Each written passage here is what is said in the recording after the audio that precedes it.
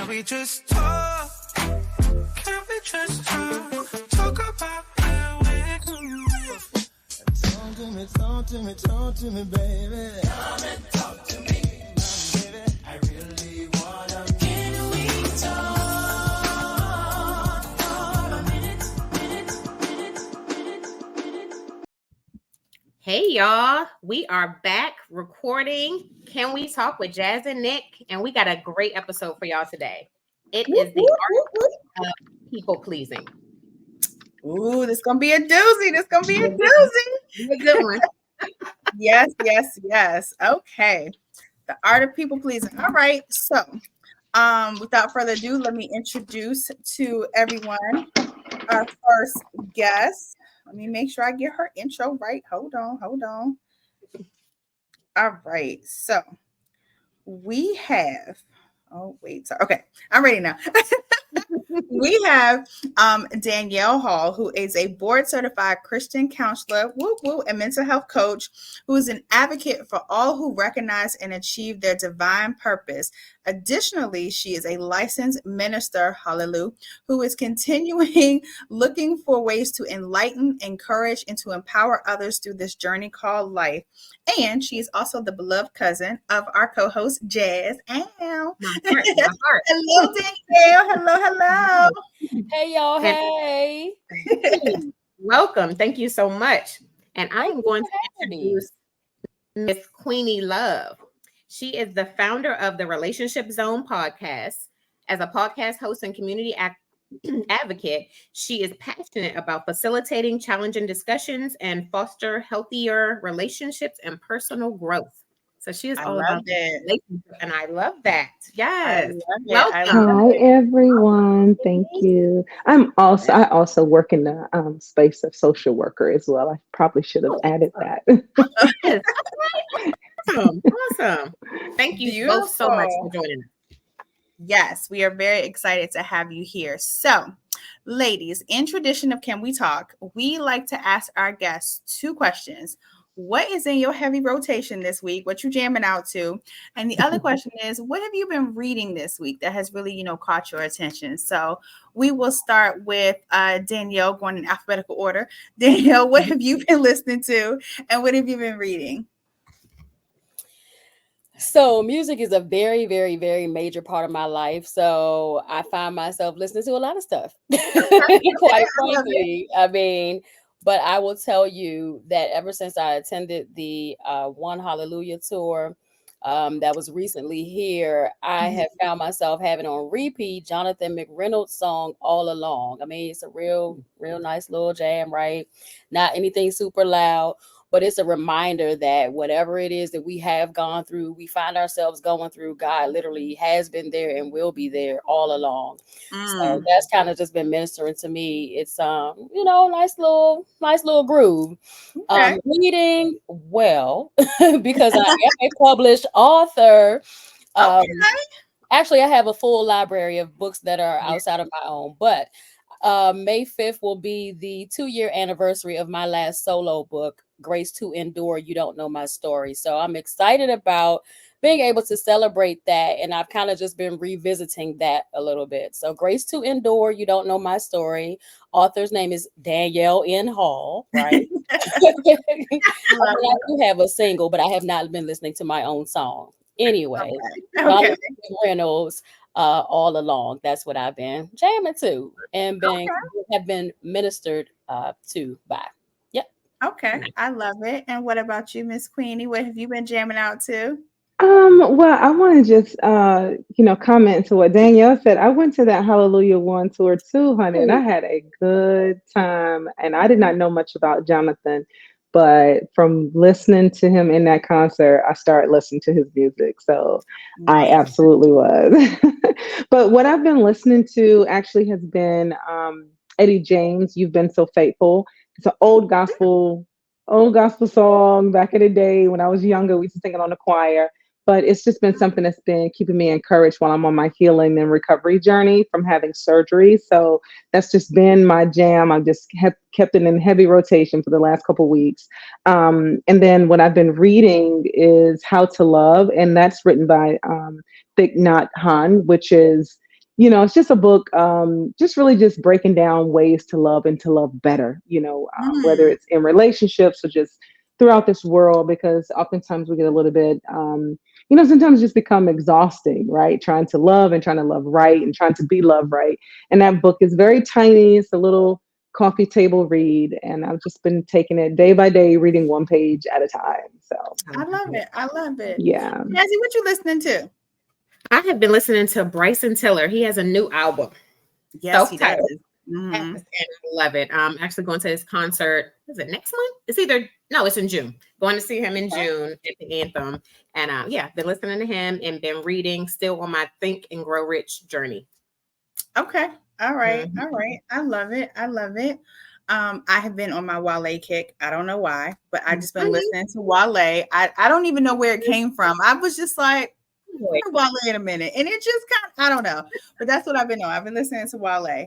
And I honestly, I haven't been reading anything. I'm really bad. Haven't been reading.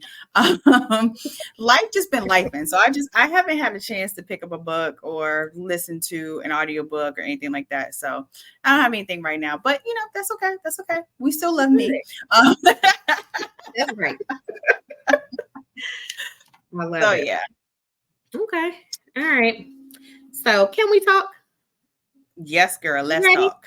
Okay. So first thing I'm going to do is give a definition of people pleaser, and then we can get into the question. All right. So a people pleaser is someone who seeks approval and validation from others, often at the expense of their own needs and boundaries. They prioritize making others happy and avoiding conflict, even if it means sacrificing their own well-being. People pleasers are often afraid of rejection or criticism and may struggle to assert themselves or set boundaries in relationships.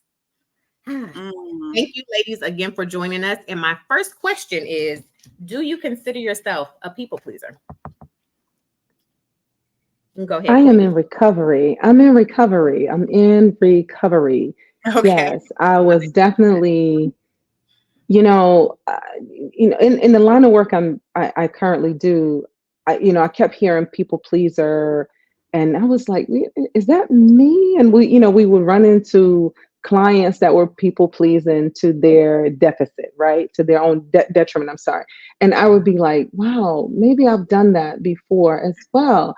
And I started really looking at myself, and I'm like, you know what? Not only have I done it, but that I was conditioned to do that from a little girl. Oh, wow. And I have really been working, and I have to catch myself even now, and I'm almost 50. I have to catch myself now to making sure that I'm not still people pleasing just to make everybody else comfortable in the room. So we can move on with life. Gotcha. So yes, I am guilty. I'm recovering though. Okay, I love that. So that means you're a work in progress. We all are. Absolutely. What about you, Danielle? Would you consider yourself one? Hey, no, I am a former people pleaser. I mean, it was bad. And when the topic came up, all I kept hearing in my spirit is lost identity. Right? Because when we find ourselves trying to please this one and that one, we don't know who we are anymore, if we've ever even had the opportunity to discover that, right?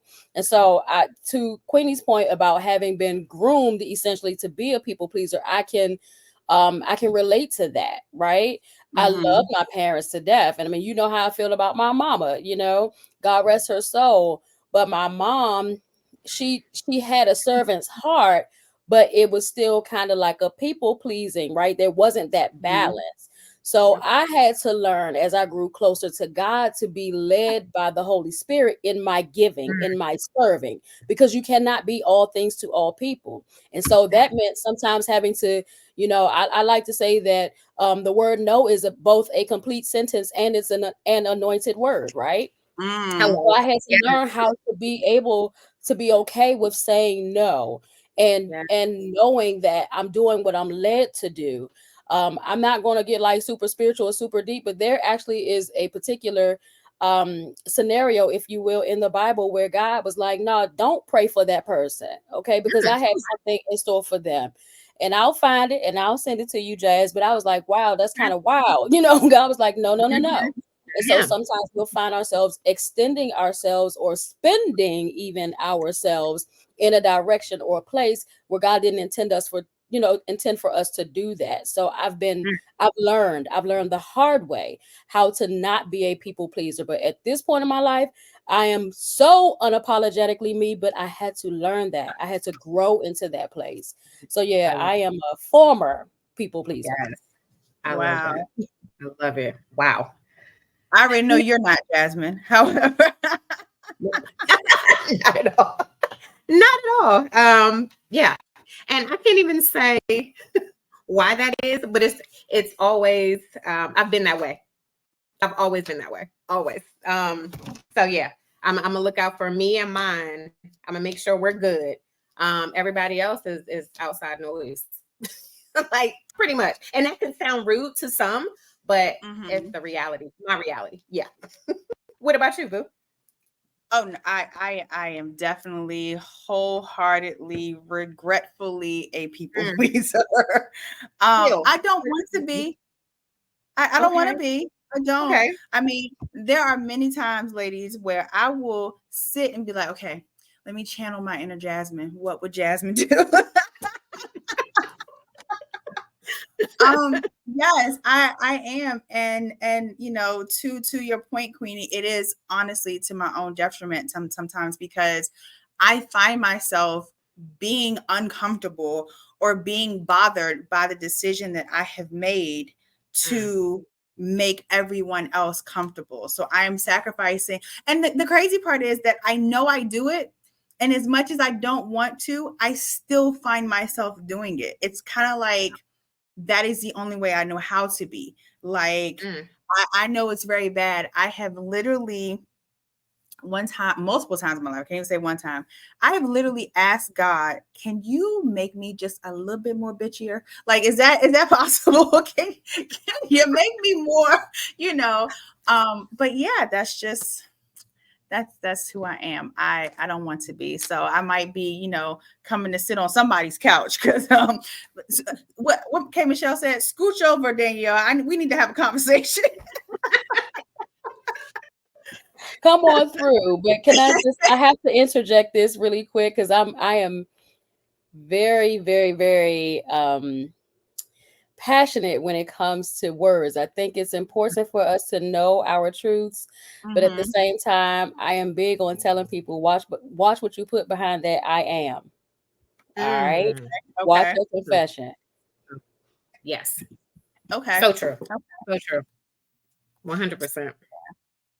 So how would either of you, like, if I were coming to you or someone like me were coming to you to say, okay, I don't want to do this anymore. How do I find the balance? How would you advise finding the balance? I think, well, first of all, I would have to ask you a whole lot of questions, right? Because I think it's important that we get to the root of this thing, right? Is this something that, in the case of, like myself and Queenie, that you were groomed to be that way? Is there some fear of not being accepted, right? We just kind of have to work through it. We got to figure out the why before we can get to a solution. That's just my way of thinking. I won't just say like, here, this, you do this. No, let's figure out what's the meaning behind this. How did we get here? And then go from that point. But I would certainly encourage you to focus on things that you may overlook concerning yourself. Well, what is it that you like to do? How is it that you make you happy, right? And start focusing on that, and then ask yourself. I would actually also ask you, is this something that drains you, right? Or does it feel rewarding? Because I mean, service in and of itself can be it can be tiring, but when it starts making you exhausted, that's something different. That means you've stepped into a whole different level of this servanthood or people pleasing, right? That can be a danger zone. So I think I would ask questions to get an understanding of how did we get here, and try to focus on things that you can do to make you happy. That would be my approach. And what about you? And yeah, I second that, Danielle. Definitely, Nikki, I think it's really you got to figure out like how did we get here? Like what's Mhm. driving you? What's making what is the feeling that comes up every time you find yourself overcommitting, right? Or as we're saying, people pleasing, right? Because really people pleasing is saying yes to everyone else, um, and likely saying no to yourself, right? So what feeling is coming up? What's causing you to do that? Is it that you don't want to hurt someone else's feelings, or is it that you yourself you want to feel like you're being needed and like you're serving others? Because oftentimes we'll overcommit, we'll overstretch ourselves, we don't have good boundaries. I always like to say we have leaky boundaries. And then we regret it later, because what we have learned and what I've definitely learned in this old age is that takers will take, and people will drain you, and the more you give, they're insatiable, it'll never be enough. And so I think for me, I would definitely want us to just kind of unearth what's happening, what's really driving you, what's really at the root of it. And oftentimes, that's why I said mine stems from even being young. My childhood, I'm a baby, I'm the baby of the family. You had to do a lot of things to get attention in the family, right? You still got to, you got to do a lot of things. You want to make sure you go and get everything for everybody. You want to prove that you are grown, or you're older, or you're strong enough, or you're something. So you're constantly proving yourself and serving others and showing up and doing, and before you know it, this materializes into adulthood, and you're doing the same thing. You're trying to serve, and you find yourself proving and seeking validation and all these other things. And like you said, in your mind, this is not what you want to be doing. Like for me, I go back to what Danielle said. I'm clear on who I am. The problem is that I learned what I was doing was I was putting myself over to the side. And then I was taking care of everybody else. And I'd come back and pick self up later. And I would give self a portion, just a little bit, because I don't need a whole lot to survive. I don't need a whole lot to thrive. I don't need a whole lot to be productive. I just need a little bit. Well, at least that's what I was telling myself. But in truth, I was shortchanging myself the entire time. Wow. And I think that's what we do whenever we're constantly giving and serving and serving and serving. Oftentimes, if we're not careful, we'll shortchange ourselves. And then we don't have anything left. And trust me, ain't nobody going to pour into you the way you pour into others. Wow. That's very true. Wow. Okay. How do you maintain boundaries in your relationships without feeling guilty? Or do you?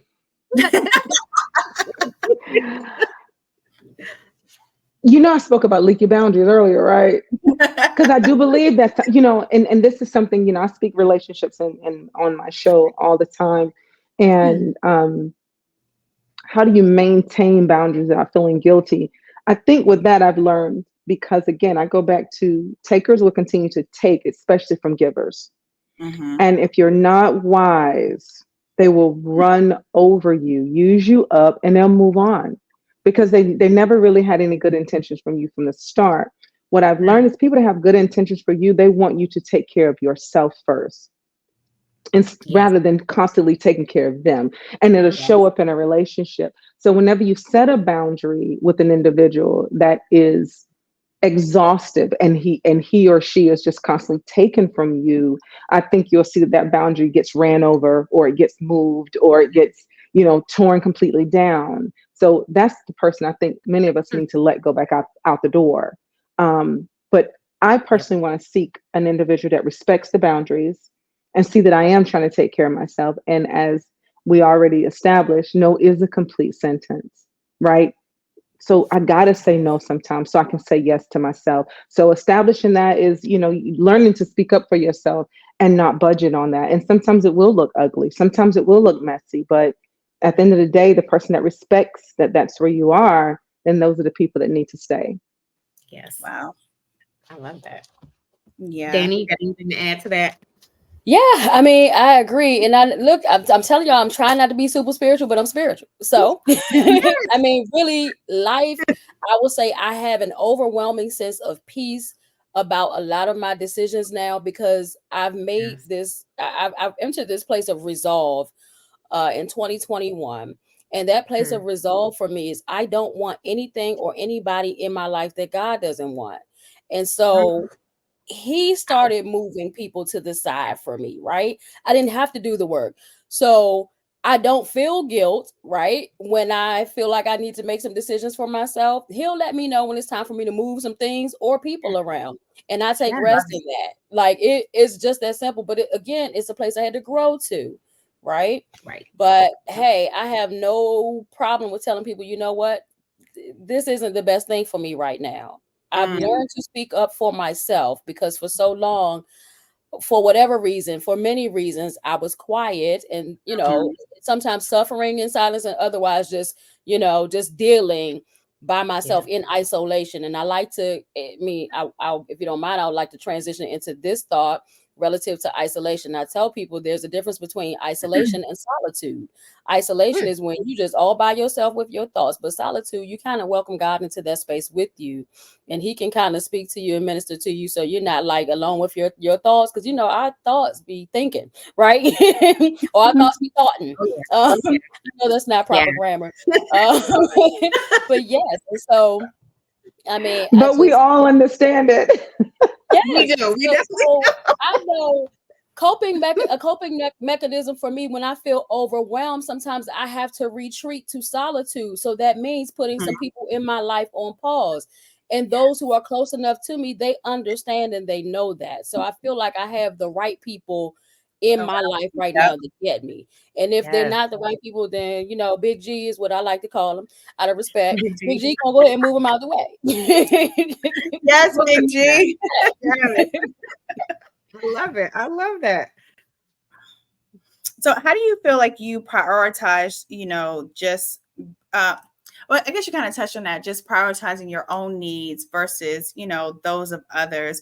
But how do you find the true balance between just being helpful and being a people pleaser? And I guess to add on to that, do you think that, in reference to what you said earlier, just having a servant type of heart, is that necessarily being a people pleaser? Or is it just like, for example, myself, and this is not a therapy session for me, y'all, but just like I went into the field of healthcare and human resources because people drive me. I love people. I love being helpful to people and just, having that, I don't know what to call it, but again, just being driven by people. But people also drive me crazy at times. But how do you find that, that balance between knowing what's really being helpful and what is, like you said, being taken advantage of? And I guess that goes back to what you said, Queenie, just about boundaries. Would you agree to that? Yeah, definitely. For me, I love that question because for me, my measure is, can I do this all day and still be happy? Yes. Oh, right. Wow. Or I'm exhausted. I hate that I ever committed to this. I never will do this again. I mean, that is truly my measure because much like you in the industry that I'm in, I love doing what I do, right? I worked in homeless services forever. I could feed people all day. I love that. I also was a hairstylist. I could do hair all day and never get paid because I loved hair. You get what I'm saying? But here's what I didn't love. When people made me like their go-to all the time, no matter what, if I didn't have any appointments available, if I tell them that I need to take vacation, if I tell them that my kid was sick and they were still demanding of my time, Wow. I was overextending myself and I was so frustrated. It no longer was fun. And the same thing in the business of taking care and feeding people. When the demand just got too much and people were expecting me to be here and be there. And then if I wasn't, they're saying negative things or they're upset, or I'm just like, whoa. So my measure is, can I do this all day and still be smiling? I could. I need to set some limits because that's exhausting me. So there's where I now look, even if it's with people. If I, you know how it is, some people would drain the what out of you, right? Can I be around them all day or can I not? I have to put my boundaries up. Some people, I look at my phone, I'm like, I can't pick it up right now.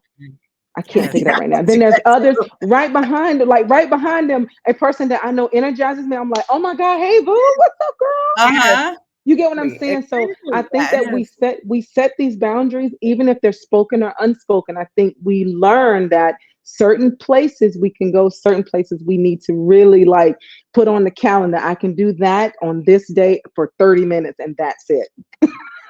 Yes, That's yes, it. 100%. Oh, I feel you on that. Yes. That's hilarious.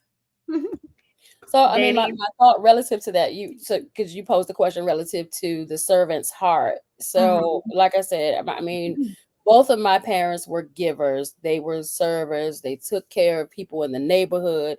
This is what I grew up seeing. So, like I said, the difference for me is I had to learn to be led in what direction to serve and to give. I'm Okay. very much still a giver, very much still a servant, but I stay in my lane, right? I stay in the lane Okay. that I'm graced to be in. I've Yes. always been very passionate about helping people to, wanting people to be well and to learn. I've always been between doctor, teacher, doctor, teacher. So, attended Howard for a hot minute to go into the physical therapy realm, right? And then whatever with the loans, they came in late. So I went into early childhood education. So I have a little bit of a medical background, a little bit of educational background. But what I've learned is I don't have to put that in a box. And so he just uniquely uses me in ways where I can still help people to be well and help people to learn without being in a box. And so I just stay in the lane that I'm graced to be in, if that makes sense. And some things are seasonal for me, right? Oh, okay. Okay. So there's that. So it's just like whatever he's speaking in a moment. Like I don't have a magic formula. I literally just live my life as I'm led by him. And that is how I keep peace. That is how I keep from being super stressed out. I mean, this ain't no Joel Osteen kind of message. I ain't got like, this incessant smile on my face, right? It ain't like that.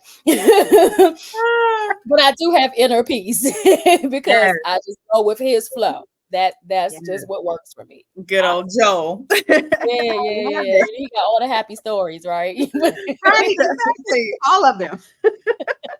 That is He does hilarious. have a constant smile, right? I mean, it's like Yes, forever. right. Okay. He All is the smiling. time. He is He smiling got a through pain, can of y'all. words. He is smiling through the pain. Yeah, Okay. true, true. Like, one time I was watching Mary and her little lamb. I'm just joking. That is, and that's his tone as well. He Yes. always Yes. speaking Yes. the entire Yes. time. That Okay, is funny. I have one last question for you ladies. What advice would you give to others who struggle with people pleasing? Learn how The to look say on both of no. their faces, they're like, "Whoo, Yeah, honey." no, really learn how to say no. And something else that I've learned is to give yourself permission to say no. Like Mm. truly give yourself that permission to say no and to be okay with it. Sometimes it's You a know, hard pill to swallow. it's so difficult. I have adult children and I constantly find myself saying yes to them and bending and this and that and the other. So I found myself doing that for a long time. Let me say it that way. Now, now they've taught me, my children taught me how to say no. If I don't say no, then they will constantly take, take, take. And it's not because they're just horrible people. That's not it at all. It's because I've always given to them. Mm-hmm. So they've Yep. always had access to the flow of milk and honey, right? Yep. Regardless, right, of the Right. burden that it put on me and the all the different challenges that I had to, or the sacrifice I had to make or the challenges I had to overcome just to provide for them, right? When I went through a divorce. So they didn't see the struggle. They just saw the constant income and mom got it. They really taught me how to learn to say no to them, to give myself permission to say no and be okay with it. I mean, even if I had to go to my room and be like, okay, God, take this frustration away, take the feeling away that I want to go in there and give it to them anyway. Just take it away. And Mhm. miraculously, give it time, it goes away and they figure it out. So, and that's life. That's how it is in any relationship. If you give it Yes. time, it will figure itself out. But always running to the rescue only going to drain you, because who's going to rescue you? So That learn to part. say no and permit yourself to say no, and don't worry about it. It's going to be okay. Forgive yourself. If you feel the guilt, just forgive yourself. It's all right. Yes. I Oh, I love think it. I love love it. it. Yes. Well, I already told And you I know it was a complete sentence and it's an yep. anointed word. Okay. But no, Yeah. I mean, so you brought up motherhood, right? So there are all these different facets because we find ourselves, being service to our companions, to our children, and people at work, our friends, our family, right? And it's just like one of Mhm. us. And so I think the question must be begged again. I think we should ask ourselves, I would have people to ask themselves, why am I doing this? Like, really be honest with yourselves, because honestly, I don't think a lot of us take the time to truly be introspective, right? Mhm. To look in the mirror and hear the truth about ourselves. And I'm not talking about us like bashing ourselves. I mean like just taking that deep dive inward and really asking, like, well, why am I doing this? And then we'll start thinking about, Mhm. okay, well, maybe I was penalized, if you will, if I didn't do this and didn't do that for my parents, right? So it Mhm. started maybe way back then. Or maybe I just have this need to belong that hasn't yet been met. And so I find myself, trying to buy my way into friendships and, maintain these relationships that may or may not be healthy, be it companionships or Mm, friendships. I think there just is, right. it just depends, right? It just depends on the scenario of what I would tell a person. But, to echo what Queenie said, definitely learn to be okay with saying no, especially when it Mhm. comes to the children. I really had to be the bad guy the whole time relative to my children because I refused to be an enabler, and I recognize the necessity Yes. Wow. of teaching them,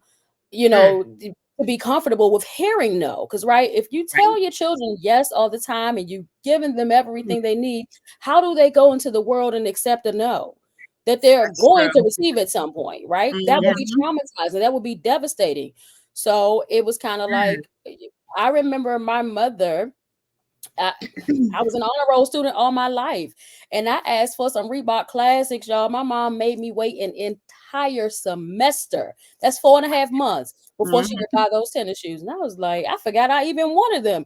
She had them the whole time, but I had to wait. And so, because I was kind of taught that way, like earning a thing, I think that also plays a little bit of a role in how I taught my children, because I like to protect them too. We don't want to raise people pleasers either in our children. You're We right. got to be very careful that we're not, repeating history, if you will. But Mhm. I think, nobody likes rejection. That's just the bottom line. Nobody likes rejection. And sometimes people do have a stronger fear of rejection. So it just depends right. on what your situation is, why it is that you found yourself in a place, where you just can't seem to say no to people, or you try Mhm. to, take your one body. And I mean, all my 300 pounds, I mean, I can still only be in one place at one time.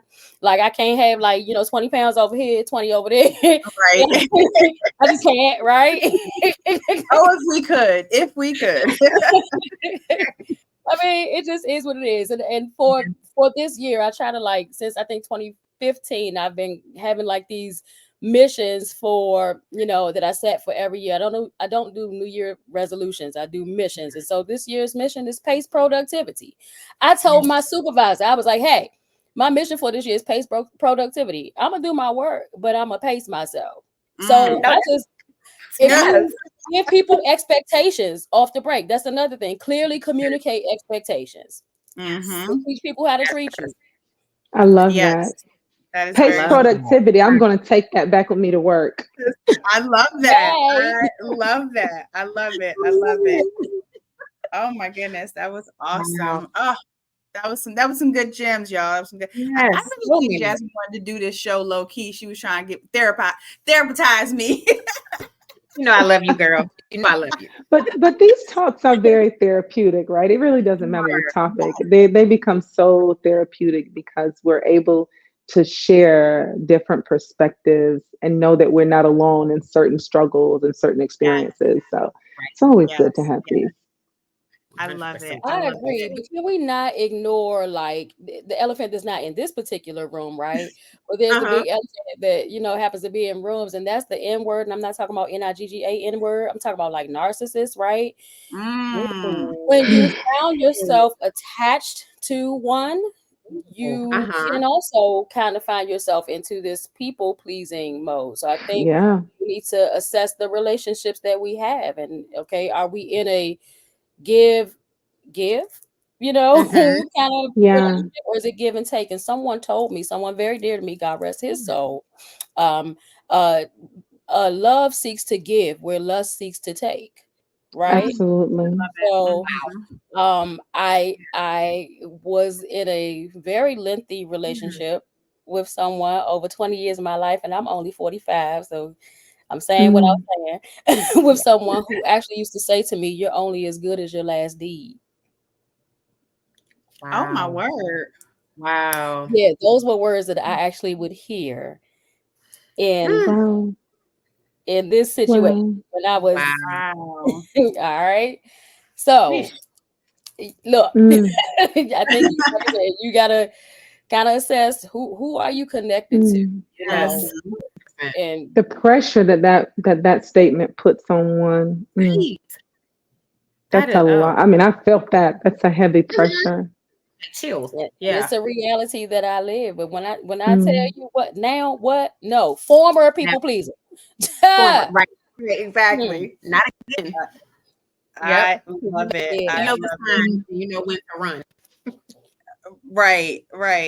Exactly. Period. Michelle Obama said it recently on a Jay Shetty podcast. She said, keep your aperture open when it comes to dealing with people. So keep your aperture open, continue to lean in, don't give up on love. However, when people show you truly who they are and it does not align with where you're trying to go, where you're needing to go, then let them out as quick as they came in. And that has stayed in my head for the last 2 weeks or last week since they did it. Keep it open, because sometimes we close ourselves off from having those experiences like Danielle just mentioned. I've been there before. I know that's another topic for a different day, but I've been there. But what I've learned now is you got to be willing to let people go quickly versus hanging on to what you think may become. Because people will show you who they are over and over again. They'll speak who they are over and over again. They'll action out and behave who they are. And we still allow them to stay when it doesn't align. Because going to the people pleaser, we may not want to be accused of being controlling, being impatient, being without understanding, not being supportive. And the people pleaser get stuck. Going back to Danielle's point, when we are with the person that is the manipulator, even if they're covert or overt, it's very difficult to get out of that, because you aim to please them and to be different, because they quickly would tell you everyone else did them this way. So and the people pleaser does not want to have that label. You want to show them that you're going to be different, because you are really different. But the truth is they are still the same. Yeah, now I'm getting off my soapbox, but sister, you hit me with that one, and it just yes, you better preach. You better preach. Wow. Danielle started it, because when she said that, that just hit me. I'm like, ooh, the pressure that puts on you. Yes. Wow. Yes. I felt that. Yeah. Let me insert this though, right? So even within that relationship, there came a time where there was an let's just say an altercation, and that was beyond the point at which I thought I would ever go. And I remember being in silence for a few days, but I prayed because I was ready to walk away. I prayed, and so God said something to me.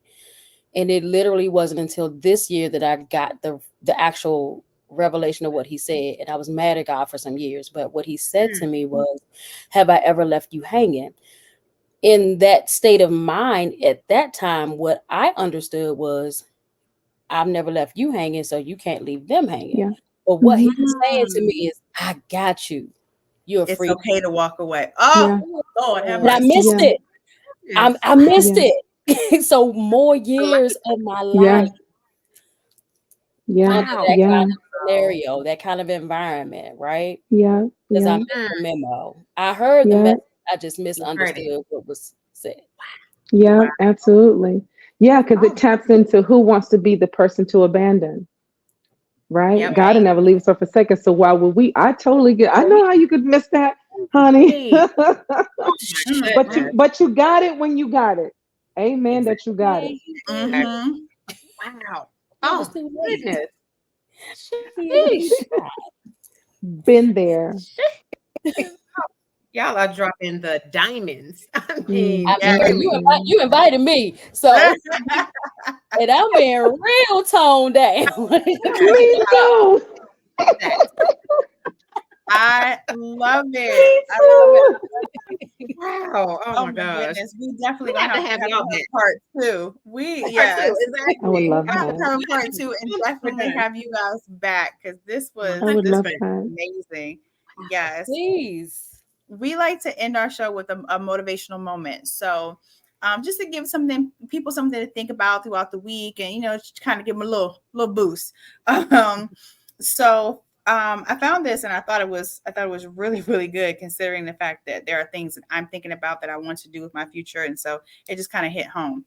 But it says, never give up on a dream just because of the time it takes to accomplish it. The time is going to pass anyway.